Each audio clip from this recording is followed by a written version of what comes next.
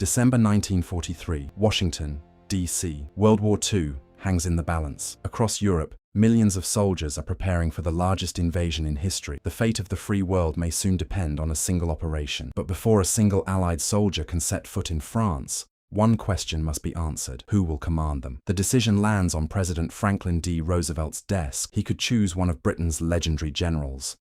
He could appoint America's most aggressive battlefield commander. Every name carries enormous pressure. Then Roosevelt chooses one man, General Dwight D. Eisenhower. At first glance, the choice seems strange. Eisenhower isn't America's most famous general.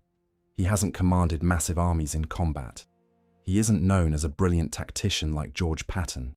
Some senior officers even wonder whether he's the right man for the biggest military operation in history. So why him? Because Roosevelt isn't looking for the best battlefield commander. He's looking for the only man who can keep the Allies together. Pause for a second. The Allied coalition is anything but united. American generals argue with British generals. Strong personalities clash almost daily. Winston Churchill wants one strategy. American commanders often want another. Every major decision risks turning into a political battle. A weaker leader could watch the alliance fall apart before the invasion even begins. Eisenhower does something different. He listens. He negotiates. He builds trust. Instead of demanding obedience, he earns respect. That ability becomes his greatest weapon. As Supreme Commander of the Allied Expeditionary Force, Eisenhower coordinates millions of soldiers from the United States, Britain, Canada, and other Allied nations. He oversees thousands of ships, aircraft, tanks, and vehicles. Never before has one man managed a military force on such a scale.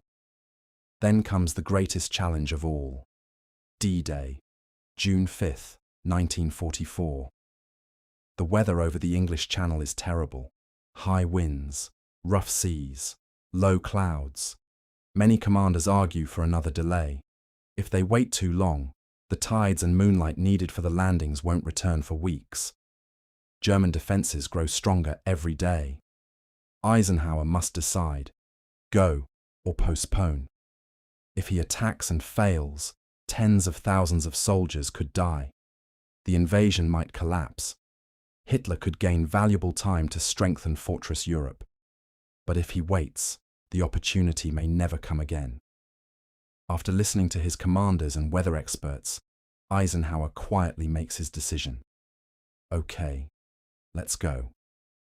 With those 3 words, history changes forever. On June 6th, nearly 160,000 Allied troops storm the beaches of Normandy. More than 5,000 ships cross the English Channel. Around 11,000 aircraft fill the skies. It is the largest amphibious invasion ever attempted. The fighting is brutal. At Omaha Beach, American forces suffer devastating casualties. British and Canadian troops face fierce resistance. Paratroopers are scattered across the French countryside. For several hours, nobody knows if the invasion will succeed. But slowly, the beachheads hold. German commanders struggle to respond. Hitler hesitates. Critical armoured divisions remain out of action during the crucial early hours. By the end of the day, the Allies have established a foothold in France.